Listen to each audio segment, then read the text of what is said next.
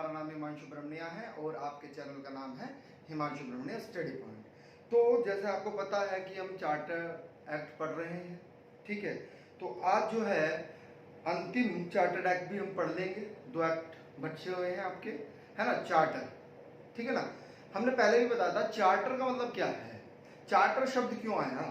Charter शब्द इसलिए आया है क्योंकि जो भी नियम कानून बनते थे वास्तव में कंपनी के द्वारा, है ना, जो कंपनियों पर लागू होते थे और ब्रिटेन संसद से बनते थे, तो इसीलिए उनको क्या कहा जाता है कि वो ब्रिटेन की संसद से पारित होकर आते थे और कंपनी के ऊपर लागू होते थे, इसीलिए उनको क्या कहा जाता था, चार्टर एक्ट कहा जाता था, है ना, चार्टर एक्ट, है ना। चार्टर एक्ट के माध्यम से ही क्या होता था, वास्तव में चार्टर एक्ट के माध्यम से ही हर 20 वर्षों के लिए क्या होता था, उनकी अवधि बढ़ा दी जाती थी व्यापार करने की, है ना। आ रही है बात समझ में। यानी कि चार्टर एक्ट के माध्यम से ही क्या करती थी ईस्ट इंडिया कंपनी, क्या करती थी 20 वर्षों के लिए अपना रिन्यूअल करवाती थी। रिन्यू करवाते हैं ना आप, हमने पिछली वीडियो जिसने नहीं देखा है वो देख लीजिएगा, उसमें हमने बताया है आपको। पिछली वीडियो में हमने 1813 का चार्टर्ड एक्ट के बारे में भी चर्चा की है, जिसने वह नहीं देखा है तो वह वहां पर जाके पीछे वीडियो में देख सकता है। आज जो हम पढ़ाएंगे, आज 1833 का चार्टर्ड एक्ट पढ़ाएंगे और 1853 का चार्टर्ड एक्ट पढ़ाएंगे। ये चार्टर्ड एक्ट अंतिम चार्टर है, अंतिम चार्टर एक्ट है ये, है ना। आज इन दोनों पर चर्चा कर लेते हैं, दोनों के दोनों महत्वपूर्ण है ना, प्रश्न यहां से बनते हैं। आइए स्टार्ट करते हैं। बात करें अगर हम किसकी बात करें, हम 1833 के चार्टर्ड एक्ट अधिनियम की बात करें तो वास्तव में हुआ क्या इस एक्ट के माध्यम से। इस एक्ट के माध्यम से सबसे बड़ी बात यह हुई कि जो बंगाल का गवर्नर जनरल था उसे पूरे भारत का जनरल गवर्नर बना दिया गया। अर्थात कहने का तात्पर्य यह है, जो भी ब्रिटिश कंपनी के क्षेत्र थे वहां पर जो शासन करेगा वह वास्तव में कौन करेगा, वह जनरल गवर्नर कौन सा, बंगाल का। इसको समझिएगा बहुत ध्यान से, ये प्रश्न बनता है और पूछा भी जाता है। और आपसे प्रश्न घुमाकर कैसे पूछेगा, अच्छा इसका नाम भी हम लिख देते हैं। इनका नाम क्या था, इनका नाम लॉर्ड विलियम बेंटिंग था। लॉर्ड विलियम बेंटिंग इनका क्या था, नाम था। आपसे प्रश्न ये भी पूछा जाता है कि भारत का प्रथम गवर्नर जनरल कौन था, तो भारत का प्रथम general governor Lord William Bentinck था। यानी कि इस एक्ट के माध्यम से अब हुआ क्या, बिल्कुल ध्यान से समझिएगा कि एक केंद्रीकरण का प्रयास किया गया। प्रश्न पूछा भी जाता है कि केंद्रीयकरण का प्रयास सबसे पहले कहां पर दिखाई देता है, तो केंद्रीयकरण का जो प्रयास है वह वास्तव में 1833 के चार्टर एक्ट अधिनियम के माध्यम से दिखाई देता है। क्योंकि केंद्रीकरण का मतलब क्या होता है, बहुत सारी चीजें हैं, अब उनको आपने क्या किया, एक जगह इकट्ठा कर दिया, एक जगह इसका समावेशन कर दिया, तो वह क्या हो जाएगा, वास्तव में वह केंद्रीकरण हो जाएगा। क्या हो जाएगा, केंद्रीकरण। केंद्रीकरण का ही विपरीत क्या होता है, विकेंद्रीकरण होता है ना। विकेंद्रीकरण में क्या होता है, सब लोगों के अलग अलग मोनोपॉलिसी रहती हैं, सब अलग अलग कार्य करते हैं। लेकिन केंद्रीकरण में क्या होता है कि सब मिलकर एक ही कार्य करते हैं, न कि अलग अलग कार्य करते हैं। तो जितने नियम कानून बनने थे, जितने नियम कानून ब्रिटिश क्षेत्र में बनने थे, तो अब उसका अधिकार किसके पास आ गया था, अब उसका पूर्णतः अधिकार बंगाल के गवर्नर जनरल के पास आ गया था। क्योंकि आपको पता है कलकत्ता, मद्रास और यहां पर लिखिएगा बंबई, उस समय क्या था, बंबई था, है ना। तो बंबई, मद्रास और कलकत्ता 3 प्रेसिडेंसी थी। अब किया क्या गया वास्तव में कि जो मद्रास और मुंबई है, इसकी जो विधि निर्माण करने की शक्ति थी उसको समाप्त कर दिया गया। यानी कि जो मद्रास में जनरल गवर्नर बैठता था और मुंबई में जनरल गवर्नर बैठता था, तो क्या कर लिया गया, उनसे विधि निर्माण की शक्ति छीन ली गई। अर्थात उनकी विधि निर्माण करने की शक्ति, कानून बनाने की शक्ति उनकी समाप्त कर दी गई। पॉइंट क्लियर है, बात समझ में आ रही है। ये प्रश्न महत्वपूर्ण है। अब पूर्ण अधिकार, विधि बनाने का जो पूर्ण अधिकार था वह किसके पास था? वह लॉर्ड विलियम बेंटिंग अर्थात बंगाल के जनरल गवर्नर के पास था। किसके पास था? बंगाल के जनरल गवर्नर के पास था। अब दूसरा फैक्ट समझिएगा, बहुत ही महत्वपूर्ण है ये भी, इसको रफ कर देते हैं। देखिए ये सारे प्रावधान किसके द्वारा हो रहे हैं? 1833 के चार्टर्ड एक्ट के द्वारा होते हैं, इसलिए महत्वपूर्ण है, पूछे जाते हैं यहाँ से प्रश्न, है ना। एक बार समझ विकसित हो जाए फिर गलती नहीं होता है। अब प्रश्न देखिएगा क्या बनता है। प्रश्न ये भी बनता है कि जो जनरल गवर्नर थे, गवर्नर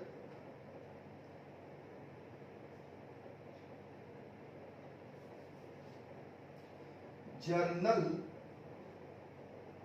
गवर्नर थे बंगाल के, है ना, उन्हें क्या किया गया? उन्होंने एक परिषद का निर्माण किया।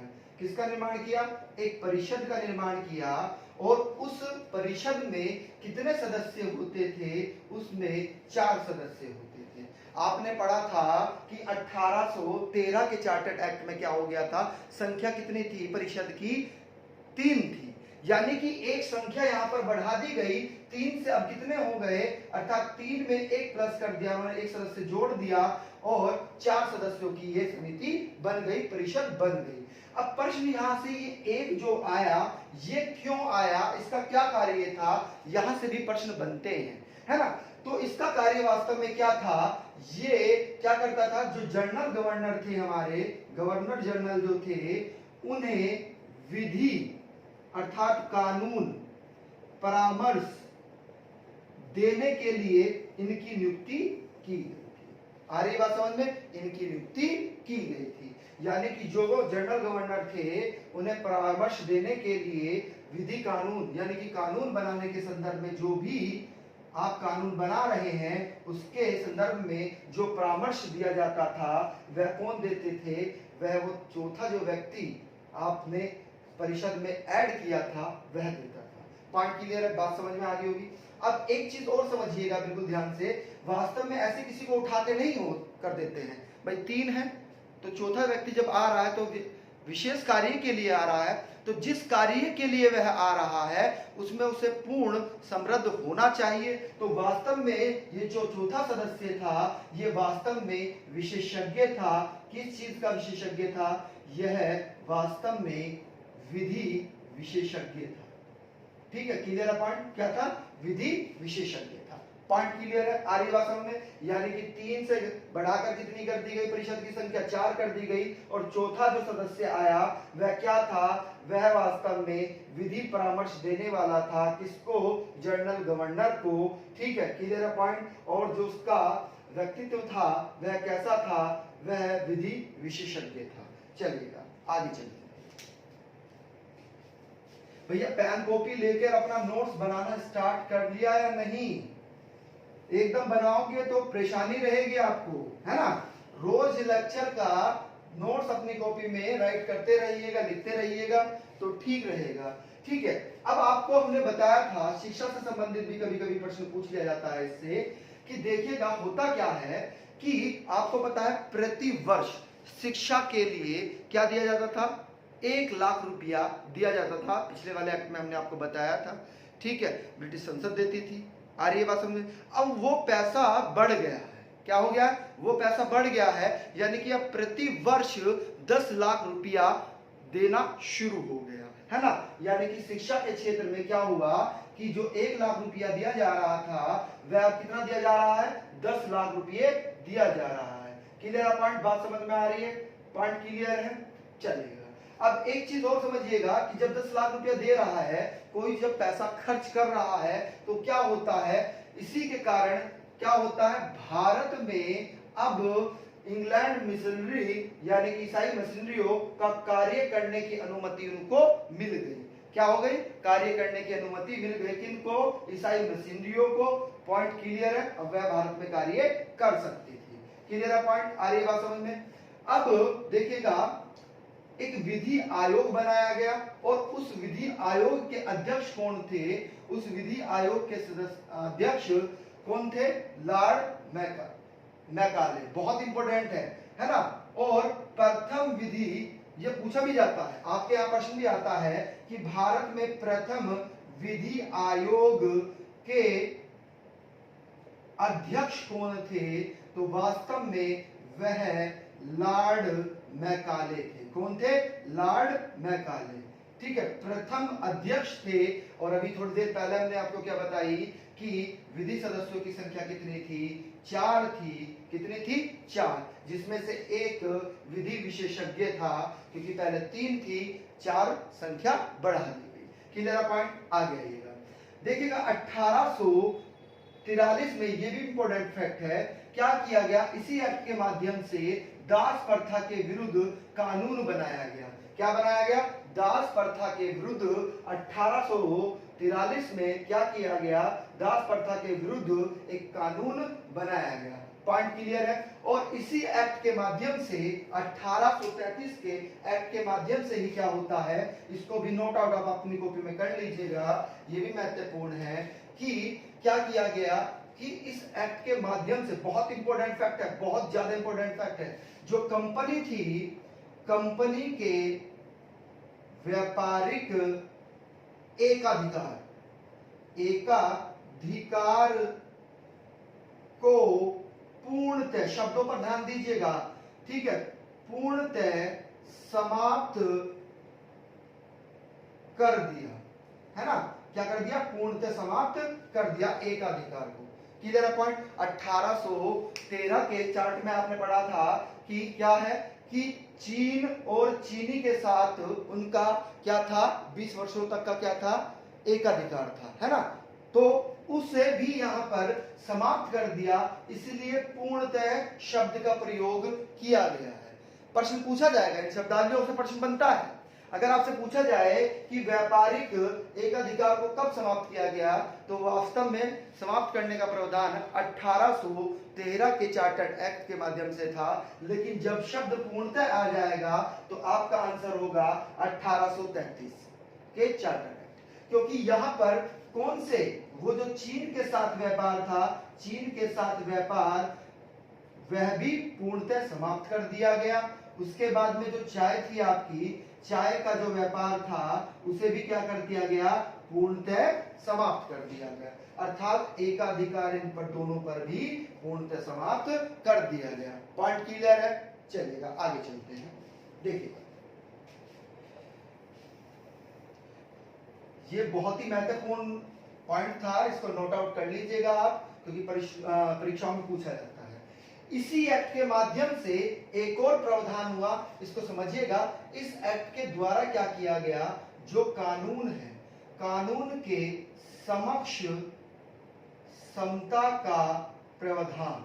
पूछा जाता है कि सबसे पहले कानून के समक्ष समता का प्रावधान किस एक्ट के माध्यम से दिखाई देता है, तो वास्तव में आपका आंसर क्या होगा? 1833 का चार्टर्ड एक्ट होता है। इसी के माध्यम से क्या किया गया? जो कानून है, कानून के समक्ष सब क्या है?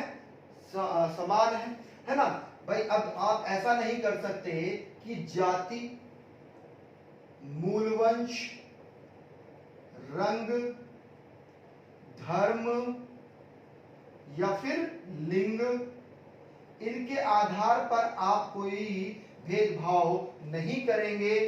भेदभाव पूर्णतः प्रतिबंध कर दिया गया। किस एक्ट के माध्यम से? 1833 के चार्टर्ड एक्ट के माध्यम से। पॉइंट क्लियर है? बात समझ में आ रही है? पॉइंट क्लियर है? चलिए, अब एक चीज और समझिएगा, बिल्कुल ध्यान से समझना है। चलिए,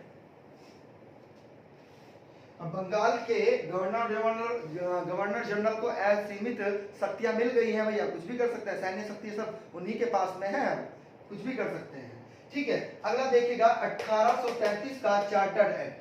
क्या है? 1833 का चार्टर्ड एक्ट वास्तव में ये क्या है? ये सबसे अंतिम चार्टर एक्ट है। इसके बाद कोई चार्टर एक्ट नहीं आएगा, क्योंकि इसके बाद जो नियम आएंगे, अर्थात कानून आएंगे, विधि आएगी, वह किस नाम से जानी जाएगी? वह भारत शासन अधिनियम के नाम से जानी जाएगी।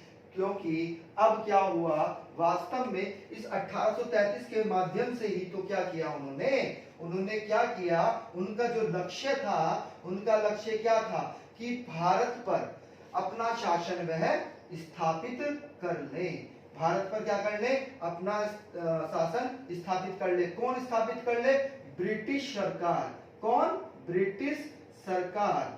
पॉइंट क्लियर है, बात समझ में आ रही है।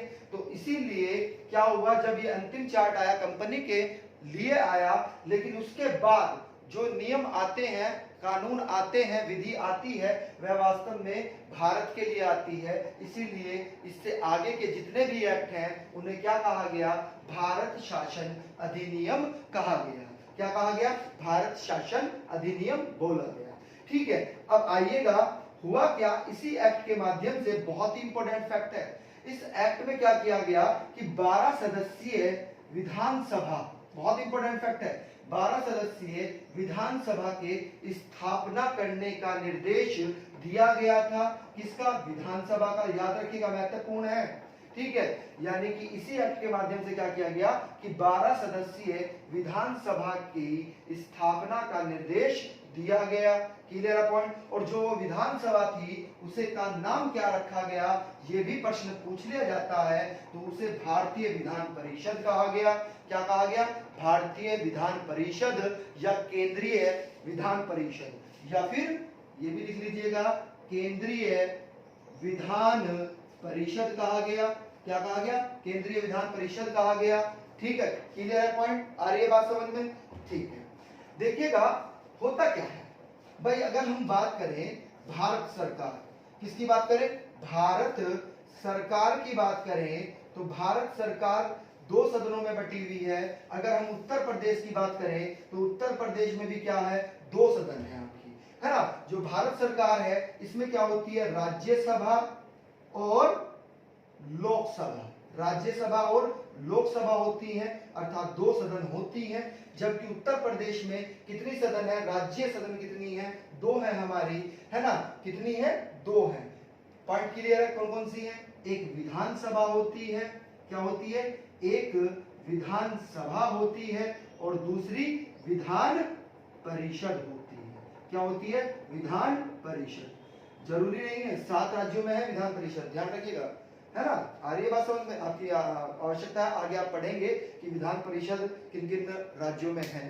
ठीक है, तो वो चीज है, आ रही है बात समझ में, पॉइंट क्लियर है। तो उसे ही क्या कहा गया, केंद्रीय विधान परिषद बोला गया या भारतीय विधान परिषद बोला गया। कितने सदस्य थी, वह 12 सदस्य थी। पॉइंट क्लियर है, चलेगा, आगे चलते हैं। आइए देखिएगा, अगला ही फैक्ट क्या है कि इसी एक्ट के माध्यम से क्या किया गया, इसी एक्ट के माध्यम से सिविल सर्विस की शुरुआत की गई। किसकी, सिविल सर्विस की शुरुआत की गई, है ना। अब जो भारतीय थे वह भी क्या कर सकते थे, वह भी आईएएस बन सकते थे, वह भी क्या बन सकते थे, आईएएस बन सकते थे, उसकी परीक्षा दे सकते थे, क्योंकि उसकी परीक्षा कहाँ होती थी, उसकी परीक्षा लंदन में होती थी। पॉइंट क्लियर है, आइएगा, ये भी फैक्ट इंपॉर्टेंट है, आप सिविल की तैयारी कर रहे हैं, है ना। चलिएगा आगे आइएगा, देखिएगा 1854 में क्या किया गया, मैकाले समिति का गठन किया गया। किसका, मैकाले समिति का गठन किया गया। देखिए विधि आयोग के अध्यक्ष भी कौन थे, मोस्ट इंपोर्टेंट, प्रथम विधि आयोग अध्यक्ष लॉर्ड मैकाले थे। और यहाँ पर देखिएगा, बिल्कुल ध्यान समझिएगा, 1854 में, पॉइंट क्लियर है, 1854 में मैकाले समिति की नियुक्ति की गई। किसके लिए की गई, कि भारतीय सिविल सेवा से संबंधित यह समिति थी। किससे संबंधित थी, भारतीय सिविल सेवा से यह समिति संबंधित थी। ये भी प्रश्न पूछा जाता है, महत्वपूर्ण है, यूपीएससी के लिए बहुत ही ज्यादा महत्वपूर्ण है, भूलना बिल्कुल भी नहीं है। पॉइंट क्लियर है, बात समझ में आ रही है। अब जो ये देखिएगा, एक फैक्ट और समझ लीजिएगा, बोर्ड ऑफ डायरेक्टर, जो व्यापार से संबंधित यानी कि व्यापार के जो अधिकार दिए गए थे वह किसको दिए गए थे, बोर्ड ऑफ डायरेक्टर को दिए गए थे। और बोर्ड ऑफ कंट्रोल कौन था, बोर्ड ऑफ कंट्रोल को क्या, कौन से दिए गए थे, राजनीतिक व प्रशासनिक कार्य दिए गए थे, द्वैत शासन आया था। ठीक है, तो वही ये बोर्ड ऑफ डायरेक्टर है। बोर्ड ऑफ डायरेक्टर में सदस्यों की संख्या को घटा दिया गया, अर्थात पहले कितनी थी 24 थी, अब कितनी कर दी गई 18 कर दी गई। ये भी फैक्ट्स आपके लिए बहुत ही ज्यादा महत्वपूर्ण है। एक विधानसभा से संबंधित भी प्रश्न पूछ जाता है, हम उसे भी नहीं छोड़ेंगे। एक एक प्रश्न पर चर्चा होनी चाहिए, जो भी महत्वपूर्ण चीजें हैं वह आपके दिमाग में सेटअप बन जाना चाहिए। विधानसभा से प्रश्न एक क्या बनता है कि भाई जो विधानसभा बनाई गई तो उसे की अनुमति कौन देगा।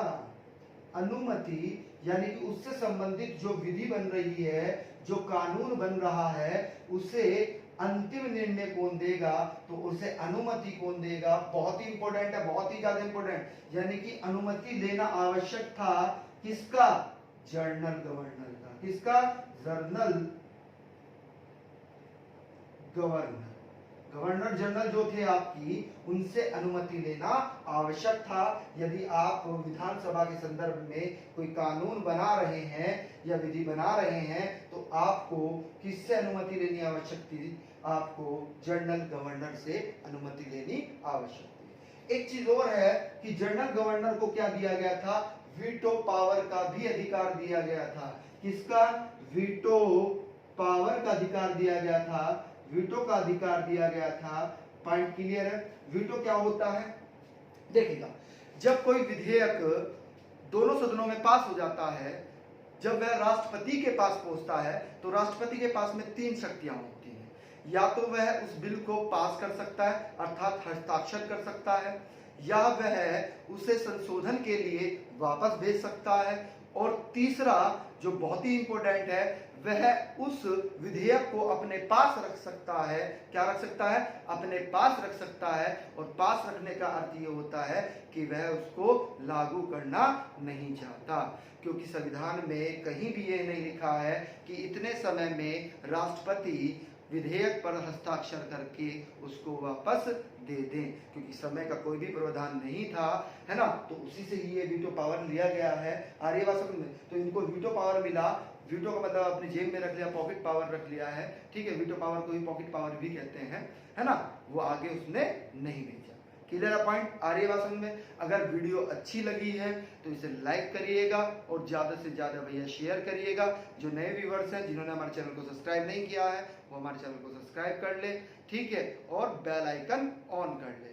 Thank you. जरा सी भी अच्छी लगी हो तो लाइक जरूर कर दीजिएगा।